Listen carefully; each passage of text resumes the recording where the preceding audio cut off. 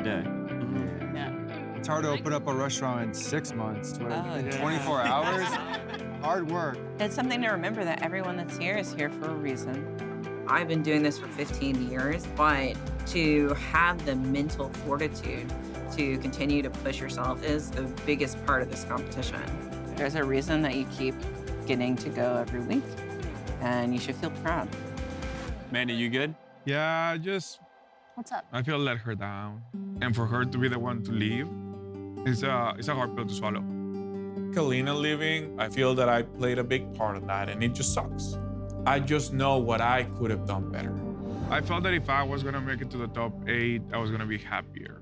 Sorry, Manny. You're still here, Chef. They could have sent 2 people home, you know? That has to mean something, and Yeah, that's a good point. there's both sides on that coin. You know? Yeah, for sure. Thank you. When I left Mexico, I remember thinking, one day when they talk about Mexican chefs cooking outside of Mexico and killing it, I want my name to be in the conversation. I have to stay focused. Good job, guys. Congratulations. Let's go. You gotta put Grandpa to bed. That's a lot of excitement.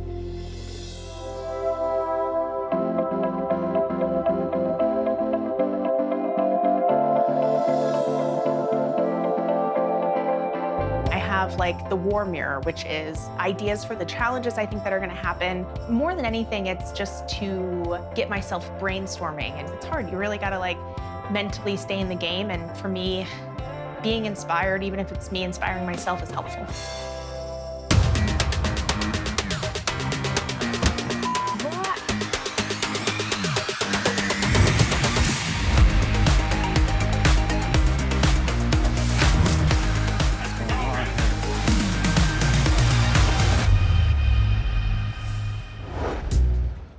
Oh, no, it's cranberries.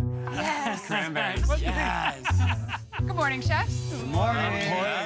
Oh, what's going on? It's a jacuzzi. Yeah, I'm fairly certain this was not what you were expecting to see this morning. Not at all.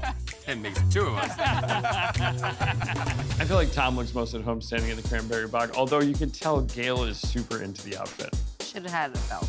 I'm dreading finding out why they're here because I am not good at quickfires. Chefs, we're halfway through the competition, and there is no more immunity on the table for elimination challenges. Got the last one. But we're raising the stakes even higher. Why not? Gail and I usually only taste your elimination challenge dishes every week, but that's all changing. We'll be joining Kristen at the Quickfires for the rest of our time here in Milwaukee. Love that. We've always determined elimination based singularly on your elimination dish, and now the game is changing. Your elimination challenge dishes will still determine who will be up for elimination each week. Wait. But if you're on the bottom, your quickfire dishes will be taken into account as we deliberate who needs to be going home. Wait. When you thought there was enough curveballs, they throw 5 more to go home because of a quickfire mistake. It sucks. It's a whole new show now.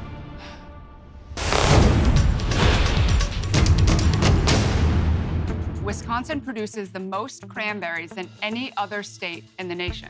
Here to tell us a little bit more about this versatile fruit is a 5th-generation cranberry farmer, Rochelle Hoffman. Hi, Hello, chefs. Contrary to popular belief, cranberries don't actually grow in water. They grow in soil, and only when we're harvesting, we flood the cranberry beds and they float. For today's quickfire, we want you to make a dish featuring cranberries. We don't want it just simply in a baked good or simply in a sauce. We need to see something original. Cranberries, they can be tough to work with, but you can play off that tartness and do something really creative and fun. Just don't get bogged down. That's a great one. She really is like your best one. audience. All right, so the chef with our favorite dish will win $10,000 of Quickfire Quick Cash. You have 30 minutes on the clock. I would recommend we start getting out of the marsh. Good idea, good idea. Your time starts now. God. These guys are monsters. Here comes Grandpa walking around. Sue, do you use fresh cranberries often? No, I'm more of a canned cranberry guy, I'm not gonna lie. Cranberries are so tart. It's like having a Sour Patch Kid tart. So I I do want to grab some other berries to kind of offset that tartness. I'm gonna do cranberry, blackberry jam, beef tartare on top. Sounds great, bub. I'm gonna take the cranberries and make Thai-inspired chutney. Quickfires to me have always been like, roll the dice, see what happens. But now it's better be well thought out, otherwise Tom's gonna rip it apart. This is the face of unhappiness. This is not something I've done before, but it's something that I think will work really, really nice. And some more cranberries. Last year, I was R&Ding cranberries for like 2 months, so I'm gonna do a seared scallop with cranberry hot sauce. I think I'm gonna work with cranberry and beets, some bacon, similar to like a borscht soup. You made this dish before? Hell no, I haven't made this dish before. 10K is a lot of money for a Quickfire. I'm flying by the seat of my pants right now. 15,500 is my total so far. I have to blend up my base and then sear my foie gras. Hopefully walk away with 10K. Keep it coming. Manny, have you cooked with cranberries a lot? No, you know that doesn't really get used in Mexico. First time I ate cranberries was cranberry sauce for Thanksgiving. I'm gonna do pork tenderloin with roasted radicchio and orange with a cranberry vinaigrette and cranberry sabayon. Turkey with cranberries, not for me. But I know the flavor profile, I think. Come down.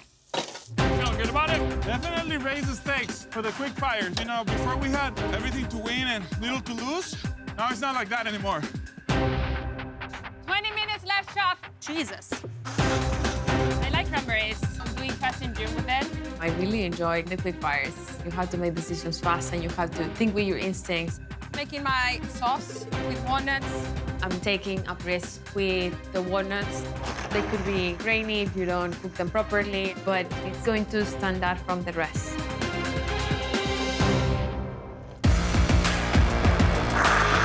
Danny, what are you doing back here, Bubba? Besides breaking the juice, we're trying to get some cranberry juice. Hell yeah, bro. Juicing cranberries is proven to be quite the challenge. Come on. I want to make a cranberry butter to kind of cook my fish in. What is this? Is this halibut? That's Chilean sea bass. You boys from New York, we don't work with no Chilean sea bass, girl. Danny is definitely going out on a limb here, pairing cranberries and fish. Balancing those flavors, that's not an easy task, whereas my dish is going to be a little bit more straightforward. You know the deal. What do you got? Hill cake, Oh, yeah, nice. cranberry sauce, and fried chicken. Taking it to the south. Woo! There we go. 10 minutes, chefs.